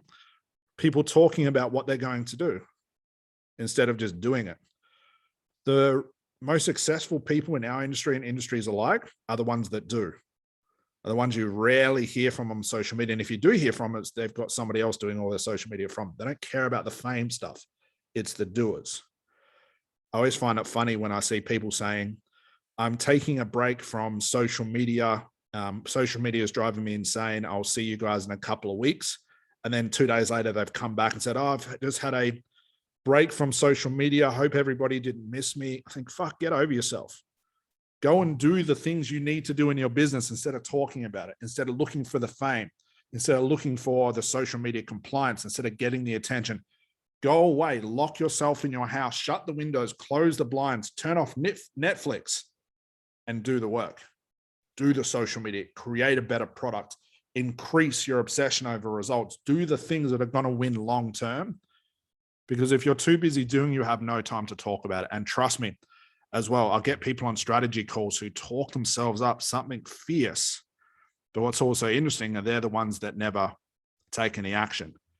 And I mean action, most don't even join the program. They just talk themselves up so much and say, Scott, I've done this training and this, I'm awesome on social media. I know how to do marketing. I train with Richard Bandler and Igor, and I've done all those things, and they never join the program. And I can look straight at the results they're getting from their social media, but also the income they're making based on the survey that we take. And I can see you're just talking a lot of shit. You're not doing any of the things that you're telling me you're an expert at. Be a doer, guys, not a talker. 13, sacrifice now for a payoff later. So what this means is, in marketing wise, batching content, taking a whole day, like tomorrow, Sunday, I'll take a whole day to do my YouTube videos. Not the most exciting day, but I know if I do it now, it's going to pay off later. So look at what you do right now. If you're running out of time to do things, where else can you sacrifice? Can you sacrifice a 20-minute, like a 30-minute TV show to go make another Facebook Live? It might be the last thing you're motivated to do, but it'll pay off later. So I'm always looking for in my life, in the business as well, what can I sacrifice? What can I sacrifice now, knowing that I can enjoy the fruits of my labor later? Okay, sacrifice now, pay off later. But social media, I guess, has done this to us. Everybody wants the instant satisfaction. It's like eating a piece of chocolate. You get the instant sugar high. You get the endorphins running. You feel good from it, I guess, if you like chocolate. That's what people are looking for. They want to be able to create one generic selfie post to get some attention that turn into $1 million business. And they're not willing to sacrifice all the things. They want the business, they want the holidays, they want the cars, they want the money, they want the boat rides, they want the champagne, they want all those things. So they think that's what business is. They're not willing to sacrifice that in order for a payoff later. The only thing we have, and it's a small amount, is time. So where are you wasting time, and where can you put that time into something more productive, knowing it's probably the last thing you want to do, and instead getting the payoff later? Last, a big one, as I was saying before, don't listen to people who are guessing, advice versus facts. So if you're fresh in your business, guys, and you're worried about doing your marketing, and you're worried about what your friends and family may say, you might have other therapists and other coaches, call out and say, hey, how dare you make a post about that? How dare you do outreach? I would never do that. That's terrible. You shouldn't be pushing for the sale. Don't listen to these people who are guessing. Don't listen to advice. Go with facts. If you want facts, contact me. I'll help you look through those facts, but don't listen to advice. I always find people who, and they're not doing this in a bad way, it's just who they are, they try to give me advice. Obviously, it's a projection on them. They're just projecting what they really feel about themselves or how they view the world. But it's always coming from a place of they've usually failed at it, and to make themselves feel better, they're going to give advice to be the expert. So I'll listen to people all day long, but I'm definitely not listening to people's advice. If I listen to my people's advice, my family still tells me I shouldn't have a business. I'm not going to listen to that advice because that's just the way they feel. I'm going to look at the facts. I'm going to look at what I've done, what my company does, what I'm doing with you guys, the obsession over the product, the results, and the customer service, and how happy you guys are. That's the only thing I care about. They're the facts I'm looking at. Don't go looking for advice. Does that make sense, guys? Do those principles make sense? Let me know. Just unmute yourself. Is that giving you a better understanding of the marketing? Noticing I'm not showing you what to create or how to say or do the marketing, because that's all in week 2. But these are the governing principles that make week 2 work so well. Any questions, statements, concerns, thoughts around that? We've got one more slide to go. I have a question, Scott. This is Kirsten. Go for it. Hi. So when you're first starting out and you're not quite an expert yet, right? But you don't, and so you don't have results to show, but you're not talking about the solution to the problem. You're talking about the problem. When you're looking for those questions, how do you avoid giving your opinion? You know what I mean? Like, how do you search out questions where you can actually be helpful, it's simple, answer the question, but based on something, you know what I mean? Yeah, well, that's a great point. That's really all marketing is. It's an opinion. Yeah. Isn't that weird? And I've said, don't give your opinion, don't listen to people, but that's exactly what we're doing. But what I'm hoping I'm getting across, and where you're seeing it come from, where we have an educated opinion. Okay. It'd be like me giving an opinion on the coronavirus injection. I don't know anything about it. I don't know how that stuff works. I don't know anything, so I don't have an opinion on it. I could give my opinion, but it's not educated. It's based on just what I think. But when it comes to the marketing, we're coming from a place of educated opinion because we're educated. We're a therapist. We understand the mind a little bit better than the average person. We understand our problems exist, why problems exist, unconscious mind, all that stuff. So we can come from a place of education, but we can also go too far with that and come out and say, hey, everybody should listen to me because I said so. We don't want to do that, but I want to land somewhere in the middle where I'm educated, where my opinion has some leverage, but not enough where I'm being arrogant about it. Does that sort of make sense? It does. Yeah, definitely. I mean, an educated opinion is definitely different than just any old opinion. So I guess it's just finding that balance, in whatever content you're going to create. Okay. So to make it easier, don't worry about that for now. Okay. just right. Remember the quality versus quantity. Just get quantity out there. There's content I make that I look back and think, fuck, I shouldn't have said that. I shouldn't have done this, but I don't care after a while because maybe it was a little bit too harsh, a little bit too opinionated, and it might come across that way a bit arrogant. I don't mean to at the time, but I'd rather get that video out and let the cards lay where they lay rather than go, okay, maybe I shouldn't say that because maybe that's my opinion versus education. Right at the start, I want you to just get as much content out as possible. We can reinvest better time into quality later once we've got some momentum going. Okay, great. Thank you. You're welcome. Any other questions, guys? Thoughts, queries, concerns?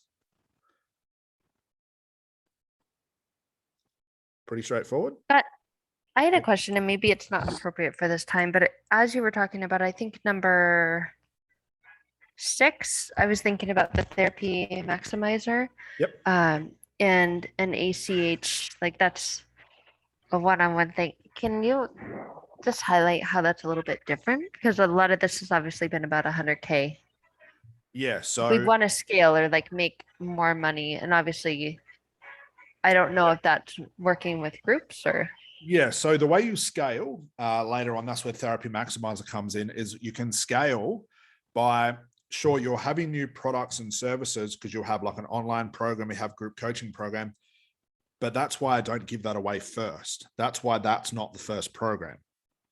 The least amount of moving parts and focus happens with 100K because it's the least amount of effort, the least amount of things going on. One-to-one businesses are easy.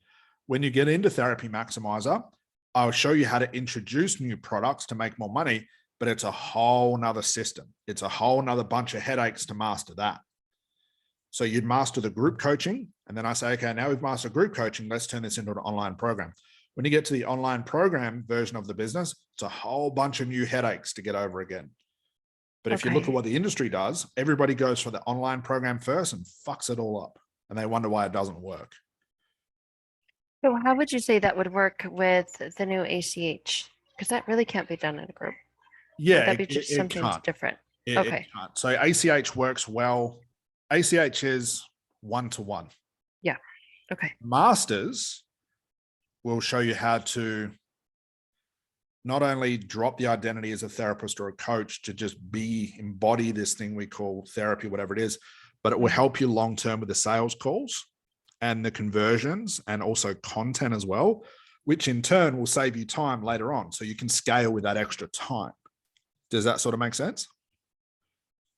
Yeah. And I've already started to kind of feel that shift. So, excellent. Okay. Yeah. So if you look at the small version of this, you do a 1 hour strategy call, you convert one person. Or you can do 2 strategy calls, convert 2 people. Now you've just doubled your income in the same amount of time. That's sort of what I'm talking about. What I mean by number 6, the example I gave is the student. I think right now she's got like 6 or 7 different products, and every single week I'm seeing her post like, everyone, ladies and gentlemen, I'm just about to launch this new thing, and you can get this, and I've just launched this. It's just like going crazy on creating products. So now, and she's an incredible person, incredible therapist. I know the results she get. She's got 20 subpar products instead of having one fucking amazing one. Right. Does that answer the question? Yeah, kind of. I think it was more of like, how would this integrate into scaling into the Therapy Maximizer? But I don't know a lot about that. Yeah. So when you get to the best way to know to get in a Therapy Maximizer, again, not every one-to-one niche can be turned into an online program. That's hence why we also teach group coaching programs. But even then, that's got its headaches as well. I sort of explain it in a lot of detail in the program itself, but with one-to-one, you can scale that to a certain ceiling because there's only so much amount of money you can earn, you can charge, the 80-20 rule, all that comes into play.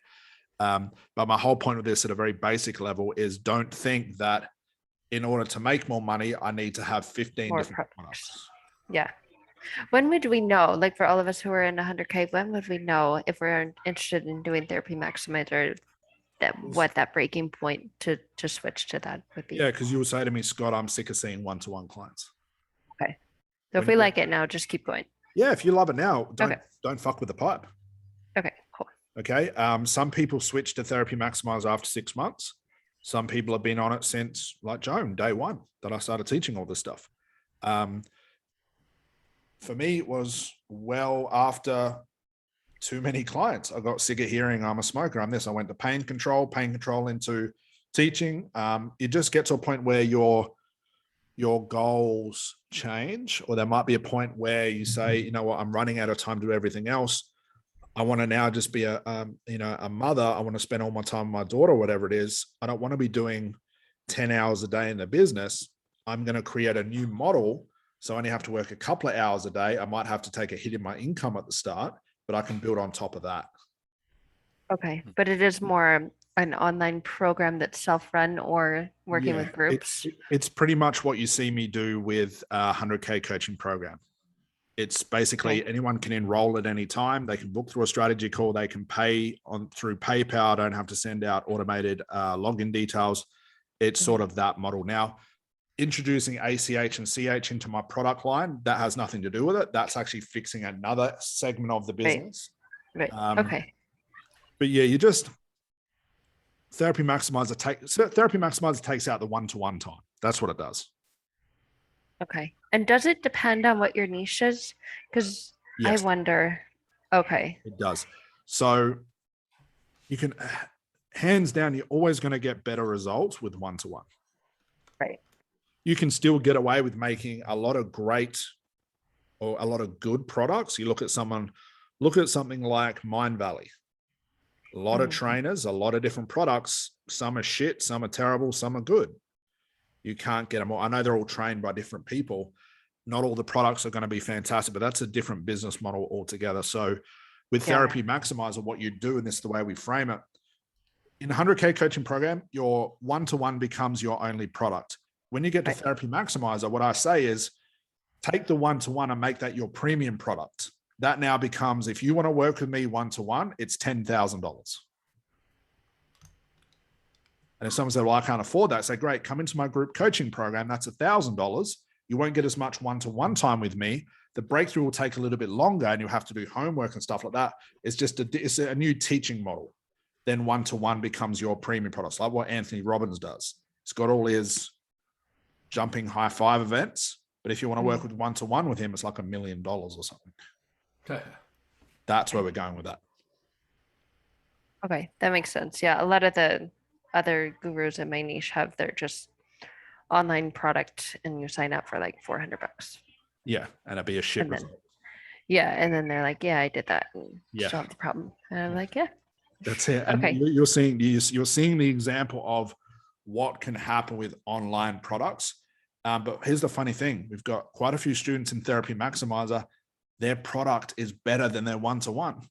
I don't actually give you a sequence of events saying this is how you transition, but I do say these are the elements you need to include, but you need to work out the puzzle pieces together. But there are some niches like a stop smoking. I cannot see a stop smoking. Now, prove me wrong, anybody. I'm all up for it. I cannot see an online program, stop smoking, be beneficial over a one-to-one. Just as an example. Yeah, that makes sense. Thank you. You're welcome. Any other questions on that, guys? And then I'll move to the next slide, which is my schedule, just to show you guys I'm practicing what I'm preaching to you guys. But is this helping, guys? Is this making sense? Yeah, Scott, Completely. Yeah. Awesome.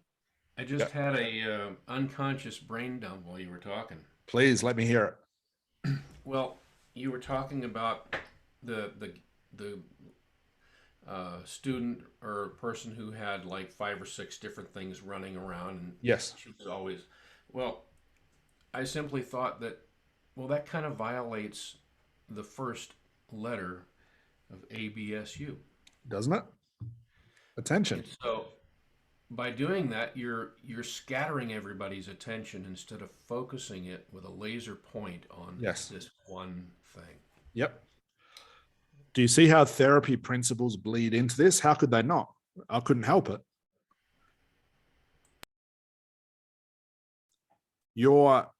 Think of it like this, guys. Clients will pay for results. I get that. That's the only thing that matters. And that is 100% true. But clients also love the attention you give them. For those coming to masters, I'm going to show you how to ratify the attention that you give your clients, where therapy and actual ACH no longer becomes necessary. That's where we're going with masters. I'm going to show you guys how to do that. And you'll be able to take this into every conversation you have. But attention is key. Think about what we do with a strategy call, guys. What are we doing? We're listening to our clients. It's not a sales call. So I don't call it a sales call. It's a strategy call. It'd be a clarity call. A sales call is someone trying to sell me a product. What we do, and hopefully I get that point across when I teach you, is we're listening to our clients. Who here has ever had someone at the end of the strategy call say, thank you for listening? You're the only person that's ever listened to me. Has anyone heard that before? Yeah, I've had that. Yeah, isn't that nice? Yeah, they say it's nice to just get it off their chest. Yes, that's the whole point. Instead of, okay, this is part one. This is the sleazy sales tactic I'm going to use. I'm going to reframe this. I'm going to show you why you need this. And here's the benefits, and go get a credit card from your family member and pay for it. We're not doing that. We're asking a client, tell me about you. Let me listen to. And it's the same first thing we do in the ACH. What's your problem? Let me listen to you. Let me take this on board. Big difference. Does that make sense, guys? Yeah, Scott, it's a little aside question, Go sort for of it. related. I heard you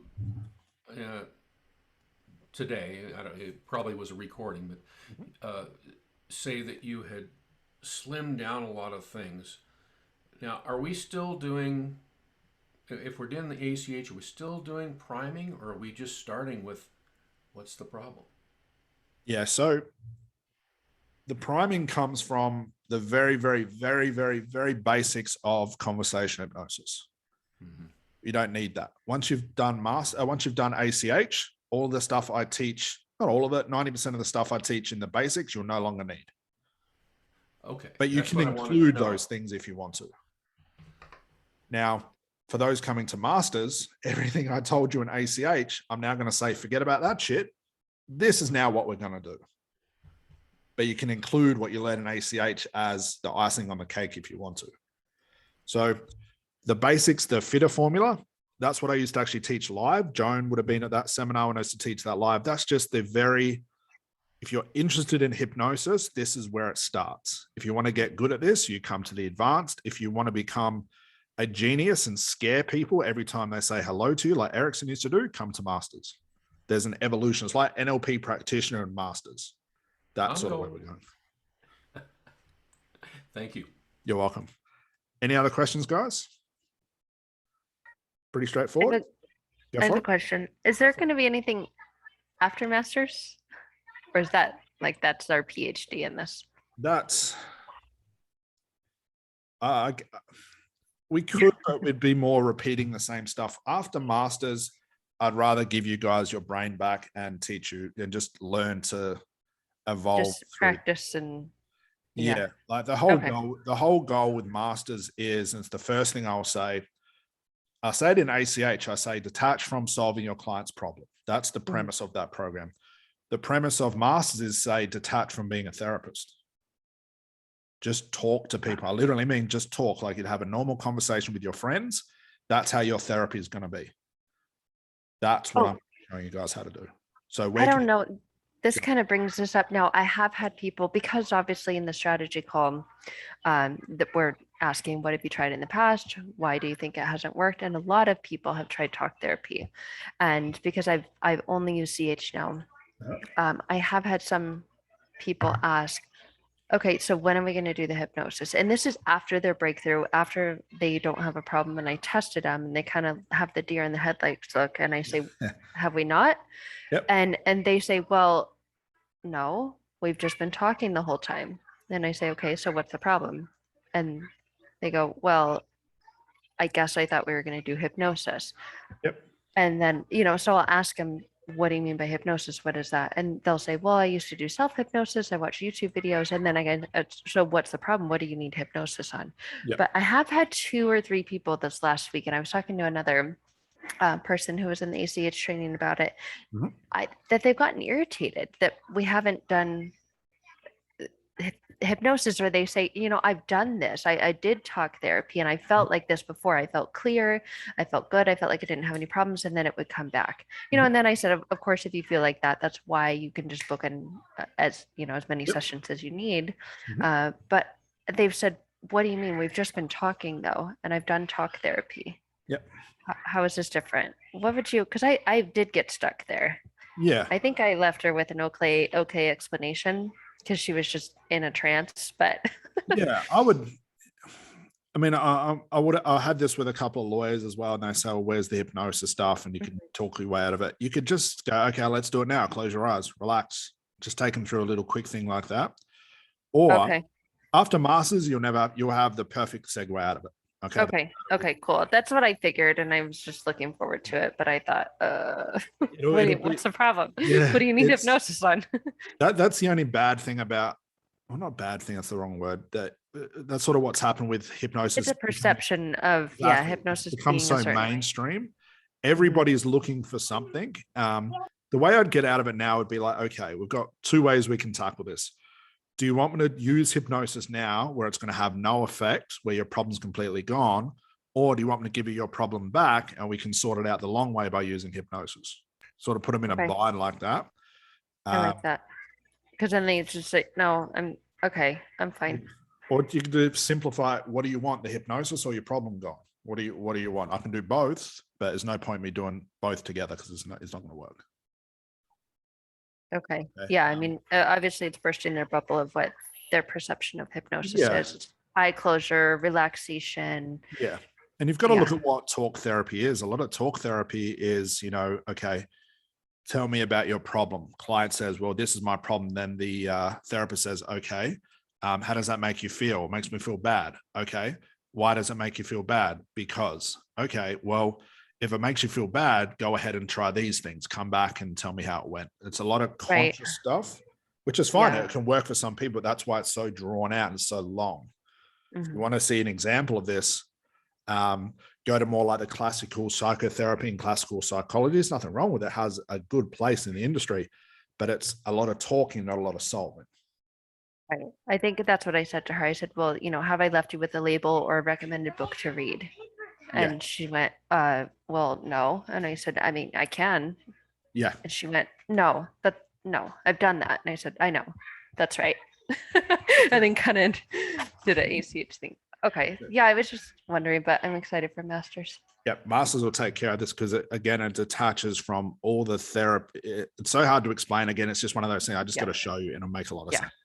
Okay, cool. All right. Any other questions, guys? Hi, Scott. Hello. Rella here. I'm just getting a little bit, I just have a question around advanced conversational hypnosis and your views Masters today. Yep. Is that the same thing or is it different? No. So advanced conversation hypnosis is the introduction to conversation hypnosis, just a very advanced version. Masters is the second program to advanced conversation hypnosis, like NLP and NLP practitioner. Okay. All right. That makes sense. So Masters is actually coming up in 2 weeks. The advanced conversation is coming a week after that. Yeah. All right. Thank you. You're welcome. Any other questions, guys? Pretty straightforward. All right. Let me show you guys the last slide. All right. So I just pulled these numbers. This is just to show you guys what I mean about consistency. I'm not saying you've got to be a crazy psychopath to do it the way that I do it, but I just want to show you what's required for me and my company. In order to get this thing rolling, there was a lot of momentum, but I think the hardest thing is keeping the momentum up and trying to outdo what I did the day before. Okay. So this was over the last 18 days. We did 310 Facebook outreach messages, 370 Instagram outreach. We don't use LinkedIn anymore. I'm sure if I put more attention on it, I could get it to work, but we just didn't find good results there. 290 new symptoms collected based on the questions, the all stuff I've shown you how to do. 38 YouTube videos created, 28 emails sent to my list, 72 posts, videos, announcements across Facebook, Instagram, and YouTube. So repurposing all that stuff. 3 Udemy courses created, 58 strategy calls completed, 14 student strategy calls, and I've had 1 full day off. I am not saying be a nutcase like this, but I just want to show you that I'm practicing what I'm preaching. There are a lot of gurus out there that will say, follow this schedule, follow everything like this, but they're doing the total opposite. I just want to show you what I'm asking you guys to do, and presenting to you is exactly what I'm doing in my own company today as well. Okay. But this is the consistency. What I mean, like I said, I have family, I have a partner, anything like that. I can afford to do this, and it requires a lot of my time. It literally requires 100% of my attention every single day. Even on the day off that I have, or a couple of hours here or there, I'm still thinking about you guys. I'm still thinking about the business. Like a lot of people say to me, Scott, do you do like affirmations and write your goals and all that stuff? And my answer is always no, I don't do any of that stuff, because the way I think of it is, how is a 15-minute affirmation audio where I write my goals down and do self-hypnosis, how is that going to be more beneficial than thinking about my business for 15 hours a day? It's all I think about. So in the long term, that's always going to pay off. So anytime you think you've done enough work, I can guarantee you can always squeeze out 1 more post, 1 more video. And if you do that over long periods of time, these numbers consistently start to show up. And the more inputs into the systems, like feeding the system, the more full it's going to get. Then over time, the system gets hungrier and hungrier and hungrier. You want to just keep pumping stuff through.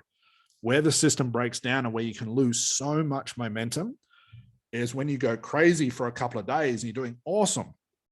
And then you're starting to see results and then your discipline dies down and you get defocused and you get lost doing something else, shiny object type thing, that's when you can lose all of that momentum. And once you've lost it, you've got to build it back up again. Does that make sense, guys? And again, don't look at the numbers, just the consistency that's important. I literally do the same thing each day. Okay. If ever we try something new or we experiment and it works, we include it in the program. That's where if you see the updates in the program, haven't had any for probably 3 or 4 months now, but sure in the future we'll have more updates. I'm always experimenting with things to the extent that we have time to do it, to try and find new beneficial and more efficient ways for you guys to do things in the outreach, the outputs and inputs of your business as well. They'll show up if any experiments that we do that are successful, but it's always the basics. Funnels, websites, all of that sort of stuff. I don't care about any of that stuff. We're just trying to keep things really, really basic. And even the worst systems will usually win to an extent if they're consistent, because you'll learn a lot from those things. Okay, but again, realize I don't have to see one-to-one clients, so I've got that extra time. But the only way I got to this point was by experiencing the one-to-one and mastering that. And I probably just did just as much work having one-to-one clients as I do now. I can just put my time elsewhere. It's just a couple of extra things I need to do each day that take up my time. So, for me, doing a 12, 15-hour days is normal. It'd be the same if I had to see 12, 15 hours worth of client time. Be the same thing. Any questions on that, guys? You'd be quite surprised once you start this, guys, and you keep consistent with it. You can get a lot of efficiency out of human beings. I think it's always in our head that we give up too quickly. I used to as well. We can get a lot done by just having a schedule. If you find yourself sitting in front of your laptop thinking, what am I going to do now? Schedule it. Schedule everything. Schedule that coffee with your friends 2 weeks from now. Schedule the time to pick up your children, drop the children off. Schedule your breakfast time. Schedule your gym time. Scheduling just saves a lot of thinking. I schedule absolutely everything. Otherwise, I'd be lost. Any questions, guys? That's pretty much the end of the presentation and the principles. Any questions at all? We've got about another 9 minutes. Unless you have more questions, I'm happy to go over time, but anything at all, guys.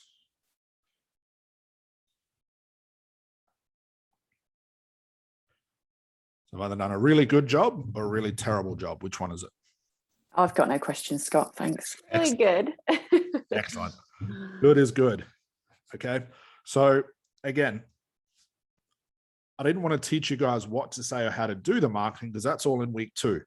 But my whole goal with this is you take what you've learned here into week 2 and it's more lucid. It's easier to apply. It's not just a random act of marketing. There's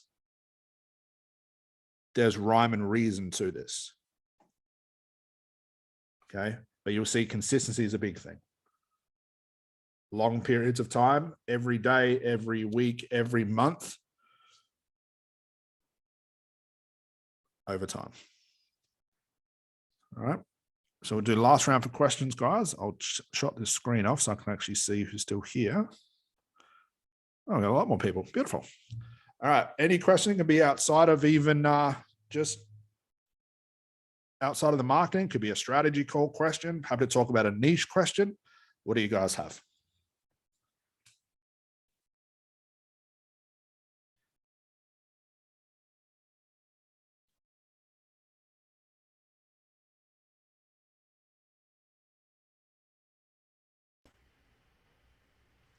Scott, Go for it, Royce.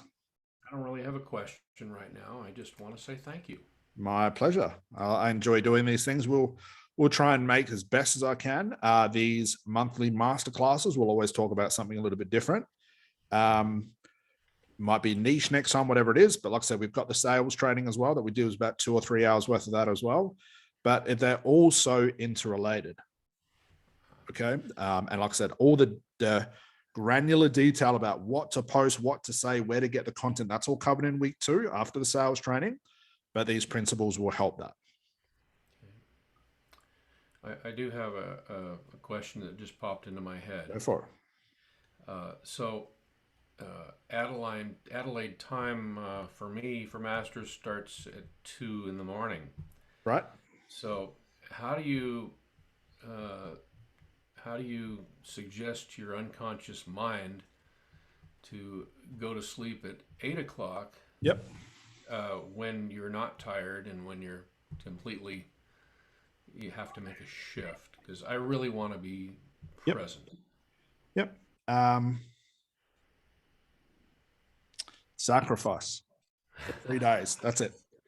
Yeah, that's what it is for me. It's worth it. You like actually get awake and you're tired later, but it's so worth it. I mean, last time we did ACH, that was 9 p.m. till 3 o'clock in the morning for me.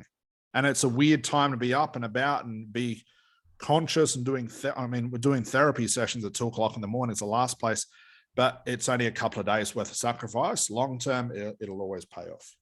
So it's like going to the gym. Like I said, it's always hard to think about going. Once you're there, it's all good. Okay. Okay. But again, that's the time zones. Time zones are the biggest pain in the ass.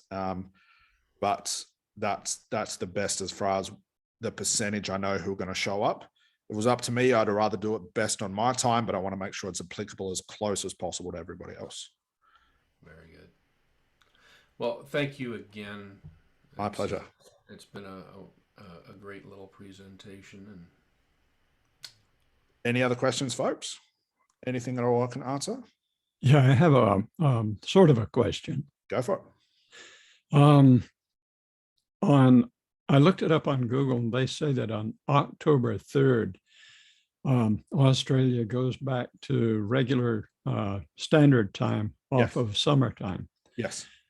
So for those of us whose country doesn't go to summertime, and so there's no change, I know there's going to be a shift. Yes. Just a request, maybe put a reminder into your notices to double check the time for the third day. Yes, I will. I think I appreciate I think you made a post about that, which gave me the insight, because I had no idea. I will make a point of that, and I'll mention that through the training. So it's either going to make the training for you guys 1 hour later or 1 hour earlier, whatever way it works with daylight savings. But I'll definitely make a note of that. That's totally fine. Yeah, thanks, Guy. Pleasure. But definitely day 3 is going to be the important day, because that's when we do the sales stuff. So Hesham said, I missed the presentation, will be recorded somewhere. Yes. For anyone that ever wonders whether we are going to record something, we record everything. I think that's the most common question I get. I must answer that about 50 times a day. No, we record everything, guys. Anything that involves you or me having to put a presentation, we'll always record it. I will upload this in the group, and I'll also upload this into the 100K coaching program portal. It'll be alongside, if you guys have noticed, I made a post about this in the group. In the 100K coaching program, after week 7, there is now an additional link that says additional masterclasses. We have the sales trainings in there. I will also put this one in there. Any further ones we do, I'll put in there as well. The whole goal is to just get thousands of hours of content and trainings for you guys. They'll always be updated. So you're welcome to watch this. If you guys want me to put the slides in there too, I can do that. Just let me know, but it'll definitely be there. Any other questions, guys? Thanks, Scott. I really appreciate you doing this. My pleasure. As long as it helped, guys, that's my big question to you. Has it made things seem a little bit easier or better understanding of what I mean by this thing we call marketing? Yeah, it's helped. Thank you. Wonderful. Yeah. Yes. Excellent. Yeah, the questions are good. You guys had questions that I didn't even know I had. But yeah, it's good. That's why I want to get a lot of questions, because that it's funny. This is what I mean, guys. Coming back to that point of really understanding your marketing, and niche, it always changes. If I was oblivious to the niche, the market changing, and just thought, oh, I'm a therapist, I've been a therapist age, I know it all, I would have missed out on all the big shifts, and it would have just pushed my company back. So I know a lot about this niche, and I'm always learning something new, and I'm always on the lookout for what's happening. Where are the shifts? Who are the new players? What's the new techniques, the new strategies? Who's my new competition? What are they talking about? Do I agree? Do I not agree? Whatever it is. I'm always got my ear close to the ground, because I don't want to miss a beat, and I don't want to seem like I'm uneducated. I want to make sure that if someone has a question for me, I can give some sort of lucid response. Bella, go for it. Just unmute yourself. Yeah, after looking at your 18-day schedule, it looks like what other things needs to be done. It focuses or puts the light on that where the focus needs to go, what all things needs to be done. You can't just slip off any one thing down. That's right. Just make sure you're doing everything. And I see the number and I've written down, I've taken a screenshot as well. Obviously, you said that you're putting it in the 100K program, the extra stuff. But I see that I need to do a lot. I have got lots to catch up. Even though I finished the first week of 100K and I'm confident with the ACH because I've been doing the practicing. Even though I haven't started the paid client as through the Facebook, I do have paid clients, which is off the Facebook. Beautiful. But it's wonderful to see that there's so many things which need to keep going on a daily basis. Yeah. And that's the reason I feel like I am processing, and I'll be processing for most probably weeks, I believe, and keep doing what we just suggested in here. Yeah. Thank you so much, Scott. I mean, the things aren't difficult. And for those that have been in the program for a long time, hopefully you agree with me. It looks like a lot, but would you guys agree that for those that have been in the program for a long time, you just do the same thing each day and it gets easier the more you do it. Like what would normally take half an hour to even think of creating a video, now like instantaneous, you get an idea, you press record, you don't care what you look like to an extent, press record, get it done, post it, move on. There's no lag time between thinking, procrastinating, worrying, and it just gets pretty much the same thing. It's you become numb to everything else. That's how you can pump out numbers. Don't look at my numbers and freak out. That took a long time to machine this where I just do it without even thinking. And I can multitask and do other things while I'm doing that, which is the best thing to do. But I know when I first started as well, especially when social media came about, that people can spend half a day just thinking about what content to make one video for. Like half the day just thinking about it. What I'm saying, just go looking for it, get the content, press record. Who cares if it's good or bad? Post it, move on to the next thing. And those numbers will build up over time. And that'll be the consistency that I'm talking about. Any other questions, guys?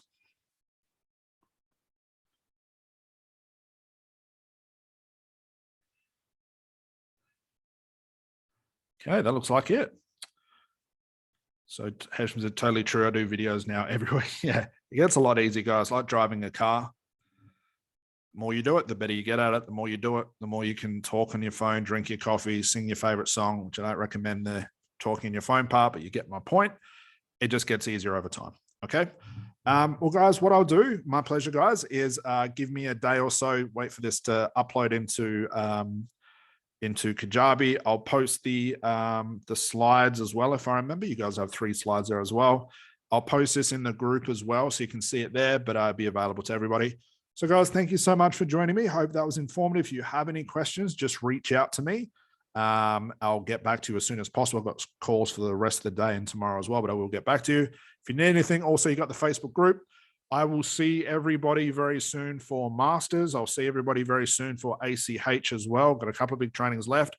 And for those that are here, I'll give you guys a little surprise. I have a cool little Christmas treat coming up towards the end of the year that will involve everybody that's done those trainings, ACH or Masters. I have a cool little surprise for you guys, which I'll reveal very, very soon. All right, guys, enjoy the rest of your days, evenings, or mornings. I'll see you in the Facebook group. Bye for now, guys.